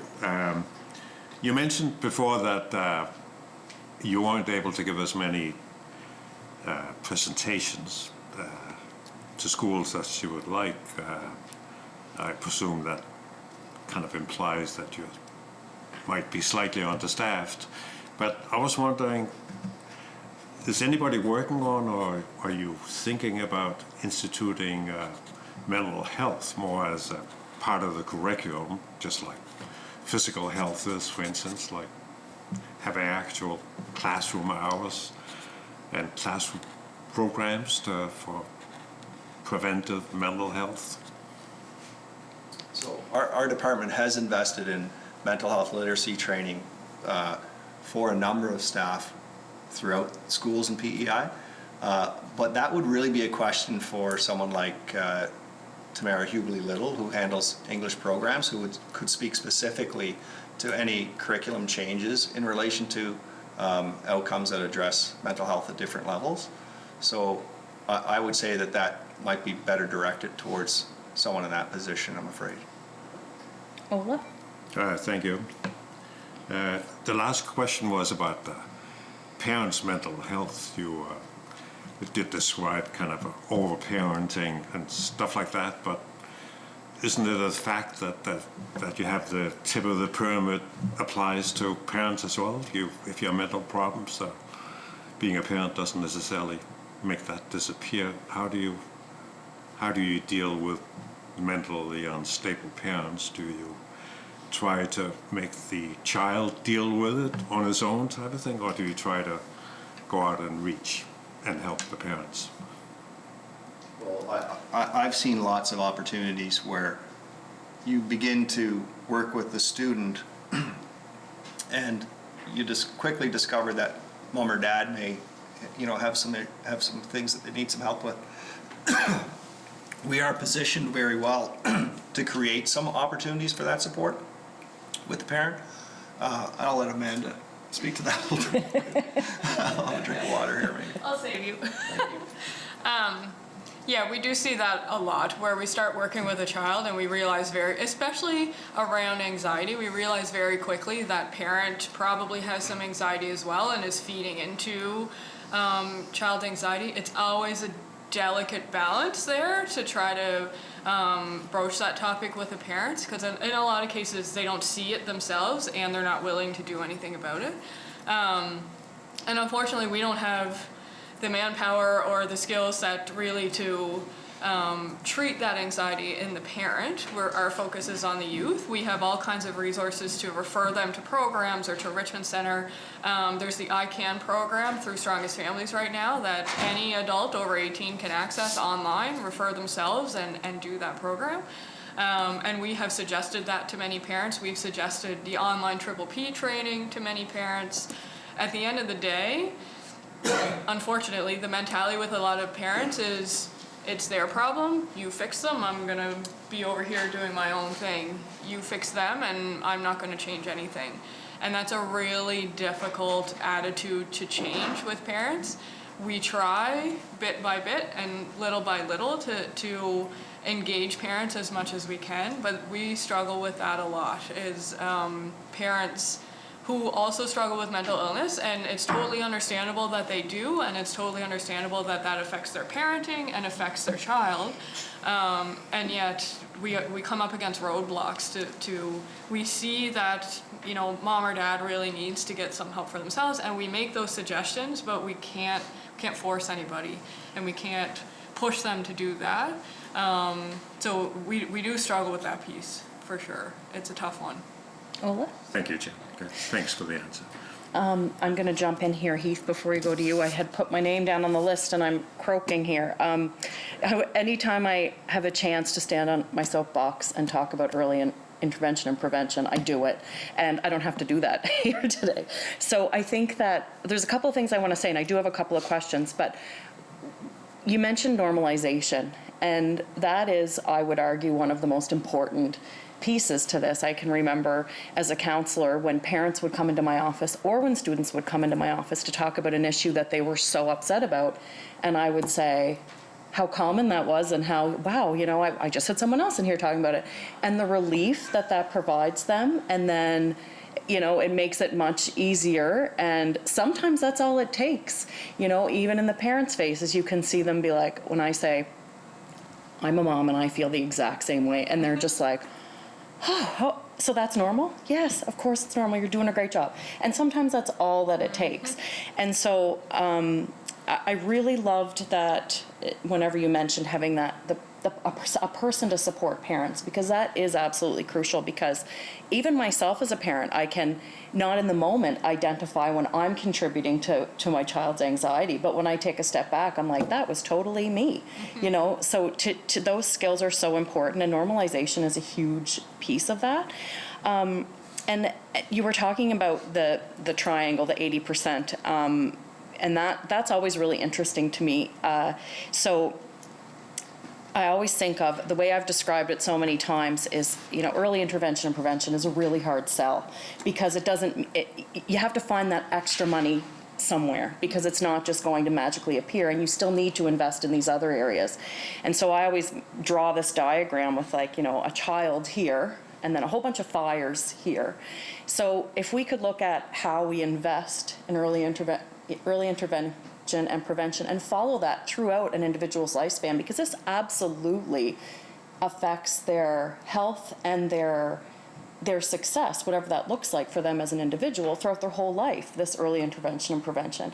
And so it's convincing that this is important while we put out these fires, because eventually, if we do it right and we do it well, if we're staffed enough, if we identify the gaps and fill them and have support of government to do that, eventually the next generation coming up, those fires aren't going to be as often, they're not going to be as big.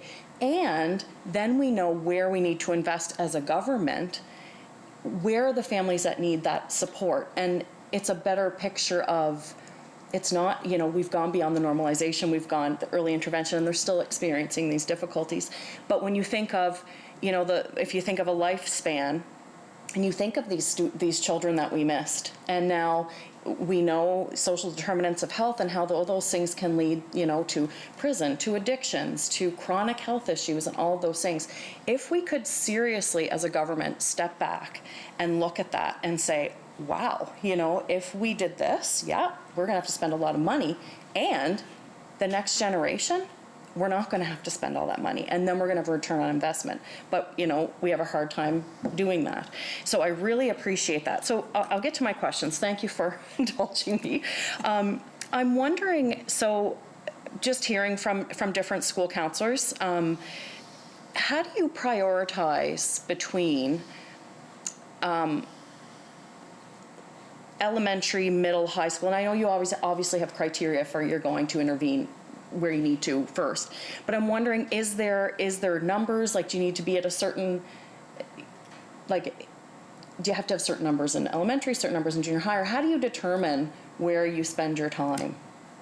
That all depends on what comes through the door, really. I don't think we look at, we need to spend so much time in elementary schools and so much time in middle schools and so much time in high schools. It's really, we look at a referral that comes in, and we're kind of working on our own triaging system right now. It's not fully completed yet, but we're working on it.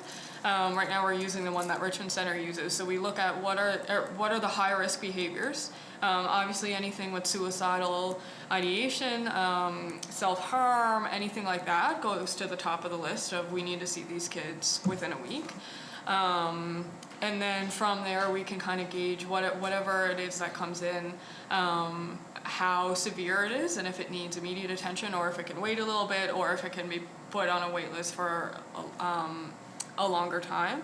We don't look necessarily at how old they are, how young they are, what school they're at. It's just based on what are the needs and where do we need to allocate our time.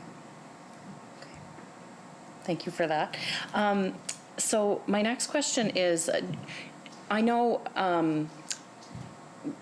being a counselor and seeing some of those students who have some really severe mental health issues that really, at the time, now I recognize now it's grown, and I'm sure the team has grown too, but there's also those students that just have those really severe issues that require, you know, the intervention of a psychologist or psychiatrist. Mm-hmm. And so I'm wondering if you're noticing any gaps in community organizations, and how you kind of deal with that. Where you're seeing the biggest gaps, if you're seeing any at all. It's definitely a struggle sometimes when a child does need, when you, like you say, when they need to see a psychiatrist. There's quite a wait, and so that can be frustrating for families when they need the help now, and there's a certain time period that they have to wait for that. We are fortunate enough we're able to refer directly to psychiatry, so we can hopefully speed some of that up for them a little bit, but not a whole lot. So there is that wait for sure. If their needs are kind of beyond our service and we really feel like community mental health is a better place for them to be served, again, there's a wait list there. And so families struggle with that too, to try to get in there. And what we've noticed lately too is that there's a longer wait for private therapy. I think it's a COVID thing, but I'm not entirely sure. I wouldn't say that I know exactly why it is, but there seems to be, when we try to get someone into a private therapist, that it takes longer than it has in the past. And part of that is, what's it called? Catholic Family Services just closed down recently, right? Which would have served a large population. And so all those clients just didn't disappear or all of a sudden get better. They went somewhere else, and so clogging up systems elsewhere. So wait times for other services can be a barrier for sure. And something that we see a lot of, I don't know if this is a place to bring it up, but and I know this is not new information for anybody in this room, but we see poverty being a huge issue with students in our schools, that you just can't learn or reach your full potential if you're starving, or if you are concerned about being evicted from your place, or, you know, we had a grade 12 student who comes into our office quite frequently just to chat, and she came in just before Christmas and she was a wreck, she was crying and looked not like herself, and she said, I have a test today and I couldn't study for it. I was trying to study all night but I couldn't, because her younger brother needed a white collared shirt for his grade 9 grad pictures the next day, and he of course told his mother at the last minute, and their mother broke down in tears saying, I can't afford it, I'm a terrible mother, I can't believe I can't even afford a collared shirt for my kid. So she, God bless her, spent the night on the phone calling everybody she knew, trying to find a white collared shirt for her brother. Eventually found one, but it was quite a ways away and her mother didn't have gas money to get there. So she ended up taking her own money and paying her grandmother $25 to take her to this house to get this shirt to borrow for her brother to wear the next day in his grad pictures. So she spent that whole night stressed, anxious, comforting her mom, trying to scrounge up money to get this shirt for her brother when she could have been studying for her test. And then you can imagine the stress that she would be feeling all that day, and exhaustion. She had been up trying to study. How well is she going to learn in those other classes, right? And how well is she going to do on that test? Because mom couldn't afford a shirt for her brother. And and that's just one example. We see those examples all the time of how much of an issue poverty is within our schools, and how it affects the entire learning environment in a classroom. If that was something, that's not for us to take on, that's a really big piece that I know is beyond us, and I know it's not new to anybody in this room, like I said, but if that somehow could be addressed, I think a lot of these students would they'd benefit greatly, and our work we could focus a lot more on the skills that they need, rather than them worrying about where their next meal is coming from, or whether or not they're going to be evicted next month. So I think I went on a tangent there. No, I appreciate that tangent, because poverty just sucks the joy out of life, even for children, and it's a huge, huge issue. I have one more question and then I'll stop.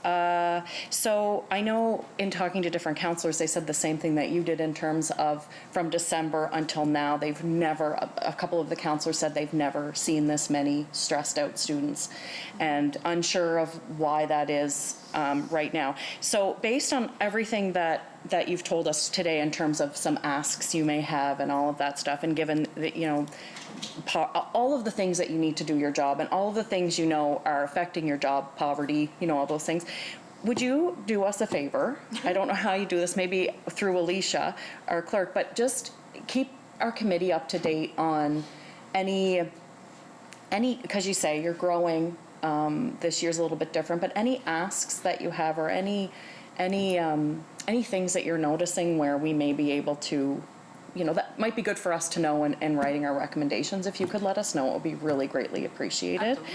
And I was going to say one more thing, and then I forget what it was, but I guess I'll just leave it there for now. Yeah, that would be really very much appreciated.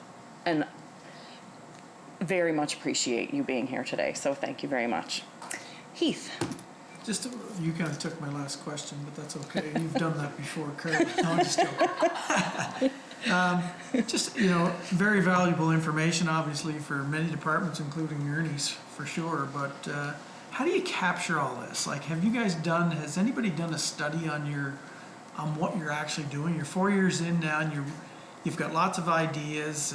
You're not hesitating with those ideas. Like, you're pushing, forging ahead. And you talked about funding, you talked a little bit about your structure, outcomes, evaluation, wins, leaving, you know, there's all, parenting, obviously, wait times, you touched, like, how do you, is there, can you capture it? Can we recommend a study to kind of give you guys that, to walk back to somebody and say, here's what needs to be done? Sorry, go ahead. Sorry, what did you say? I said I would love that. Yeah. Well, we had an evaluation in the first 2 years to really tell us, you know, where we had to make some changes and continue to commit. And I would say in the next year or so, we need to sort of invest in having someone come in and maybe with a clean set of eyes, have a look at where we're doing well, maybe where we're knocking out of the park, and you know, opportunities for us to really make some changes that could really support the program focus within this program. And sometimes it's not as simple as just looking at the program itself. Like your question earlier, Ms. Bernard, around the empty positions in other places and how they affect us. We're very dependent on our system being staffed in a way that we can move students to the area that is best served, or that they're best served at. And if that area doesn't have a position in it, it's not that student's fault. So we end up having to work with that student, and in doing so, sometimes that keeps us from really focusing on what our program, you know, servicing that whole population of our program. So, I mean, that's some of the stuff that came out in our first 2 years of our evaluation. But I think it speaks to your question, like, we need to seriously look at probably in the next year and a half to 2 years, having someone come in and have a look at us. And the other thing that can really support something like this is, if you find some crackerjack PhD student that needs to write their thesis on something, here's a great opportunity. You know, with the PsyD program at UPEI now, like, it'd be a great spot for someone to kind of dig in. And sometimes with stuff like that, I know there's at least one person in here that recognizes, actually a couple people in here that recognize the price of a child's PhD. If we could get in a position where we could partially sponsor someone doing that work, and it's going to come back to us, that could be money well spent, right? So sometimes we just have to think outside of the box in relation to these types of things, right? And go, okay, where are the opportunities? And again, what can we action within our current system to make it happen? That's the big thing that we've been able, and a lot of the stuff that we've been able to do is because we've had some people to open doors for us that other groups haven't always had those doors open to them. There's a lot of people heavily invested in the work of our program. It's got a big microscope under it over some days, and it puts a lot of pressure on us, but I think these teams are doing great work, and it's because we've been able to recruit some very, very talented individuals like Amanda and her team and the other folks across the island right now. So. And I say I would love a study like that, and the reason is twofold. One, like Geoff said, I think it would be an awesome opportunity for us to kind of show off a little bit what we've been doing.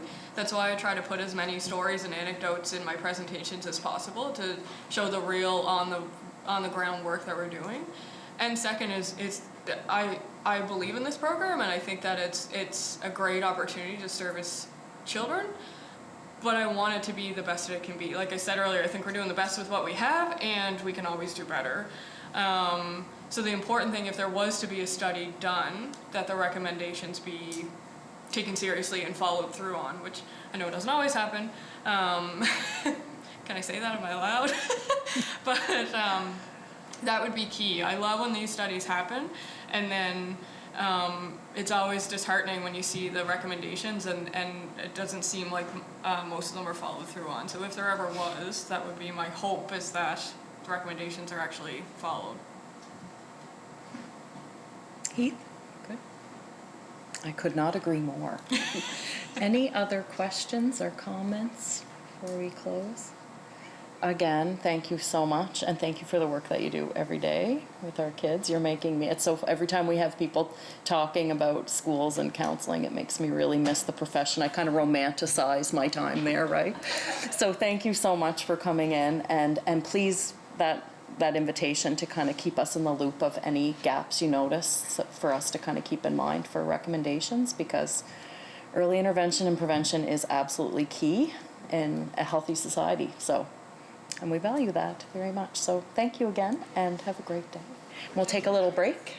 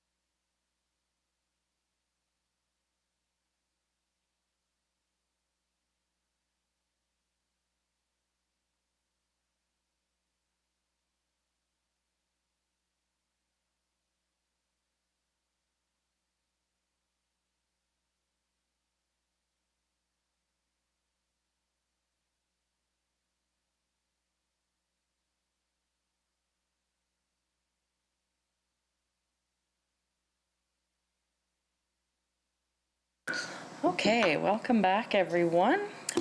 So next we're on to correspondence. So we had sent a letter to Minister Trivers on what we had called social promotion, and received a letter back.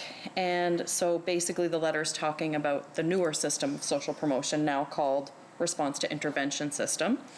And that having it in place has afforded PEI a unique position to address learning gaps of students.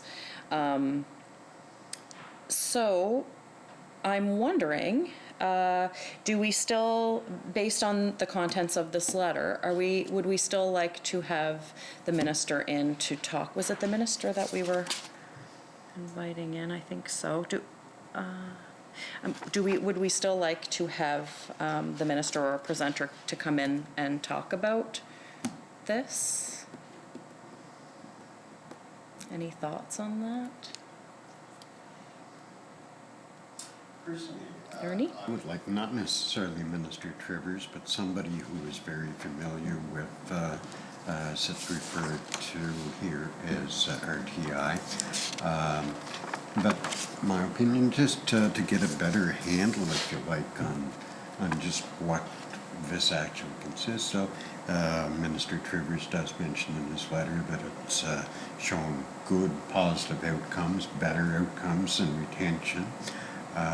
But take a look at some of those, of the information that may be able to be provided on that. As one member of the committee, that's my 2 cents worth. Zach? I agree. I don't know if it's specifically the minister, but if the program was in 2008, and it was through K through 9, those students would be, or some of them would be probably going into post-secondary. You know, maybe there has been some kind of a follow-up, and again, I don't know who it is from the department, but maybe someone specifically from the department to talk about, you know, has it worked, or that's kind of my take on it. So just to clarify, someone that could come in and speak to kind of the other end of it, like when they have them, what they've seen? Yeah, well, Yeah. over the last 13 years, has this program been beneficial for some? Has it been beneficial for all? That's kind of where I'm at. Lynn? Thank you, Chair. I agree with what the other members are saying, but I would suggest that we invite the minister in and let him bring with him whoever he thinks would be most appropriate. Okay. Any other thoughts on that? Does everyone agree with that? Yes? Yeah? All right. So we're good there. Great. So the next thing, scheduling. What meetings do we have scheduled coming up? So right now, in the calendar, we have the 9th. That's with Minister McKay and Minister Jameson. They've decided they're going to do a joint presentation, and they're all going to have some support staff that's to be determined with them. And then we're just waiting to hear back from the Premier. Hopefully we'll be able to make February 2nd work to talk about the Growth and Recovery Council. And that's kind of where we're at before that leads us to the planning week. So Yeah. we're all... Okay, great. And is there any new business? All right. There you go. Can I get a motion to adjourn? Lynn? All right, thank you very much.